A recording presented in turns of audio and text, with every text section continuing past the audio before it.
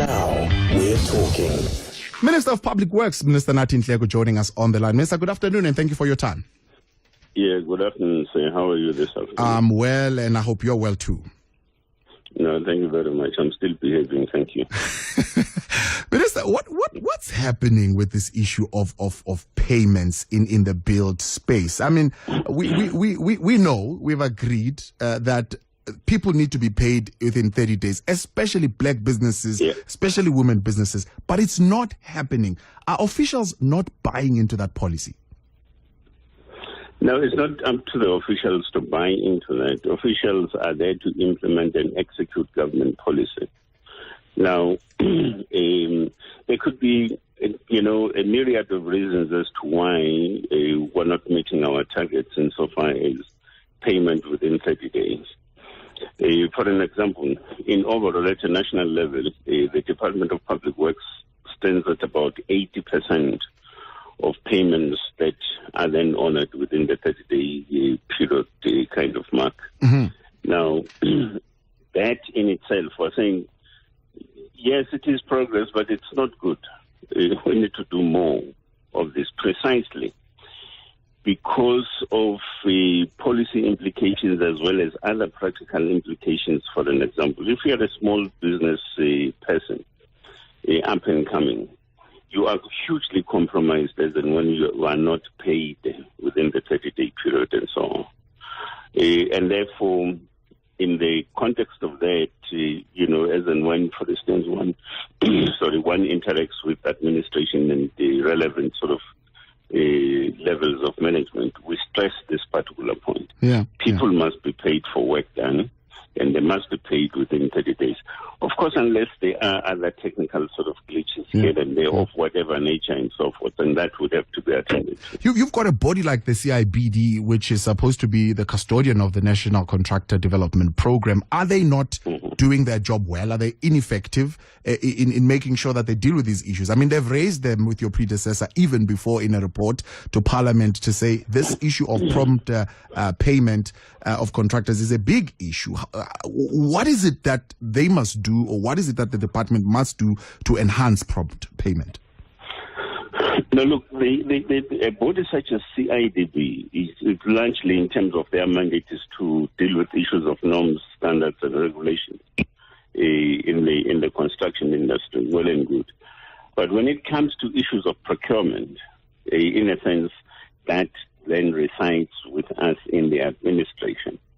And that's why we put a point of emphasis there. So you can't necessarily put a blame on, let's say, at the door of CIDB because they deal with something else from a mandate point of view. But ours, from a point of administration, is that we need to get to the bottom of the problem. If a problem is systematic, for an example, it actually means we must deal with that.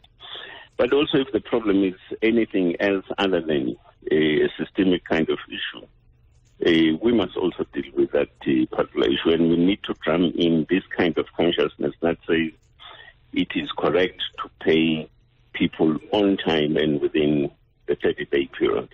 Are you able to monitor, though, and evaluate so that you can be able to act? Of course, we are able to monitor. That's why I was saying to you earlier on that we stand at 80% kind of rate of performance when it comes to the issue of payment within 30 days, precisely because we're able to monitor on a quarterly basis in terms of how one is progressing around. That is at the national level. Is there some kind of uniformity in policy and in implementation with local government? I'm not sure about local government. I can't speak for local government precisely because that's a different sphere of government altogether. But insofar as our provinces and provincial offices are concerned, we stress exactly the same point. But is there a sense of collaborating then within all these spheres of government around this particular issue? Where it is necessary for us to coordinate, for example, local government, they also run their own set of programs. We also run a different set of programs, but where, for an example, we collaborate, then there is need for us to coordinate. we certainly, I'm sure that we also do try our level best to look at how these particular issues are handled. But the difficulty is that if for instance, the pay point is at a municipal level, regardless of the collaborative nature of work between ourselves and a local government, then we are unable to monitor whether at local government level what needs to be honored is indeed honored and so on. But that which is within our purview, we're able to monitor. And that's why we stress our point, that we should do our utmost best to ensure that we pay and pay within time, so that we do not compromise the whole developmental sort of objectives. On the one hand, Minister Nathi Nhleko, Minister of Public Works, now joining us on the line. Thabo, Ketani and Butana, I see your questions. Minister, just stay with me for a second. I want to take traffic quickly, and we'll address the listeners. 21 after 3 o'clock with the latest in your traffic news. Here's JD Ntega.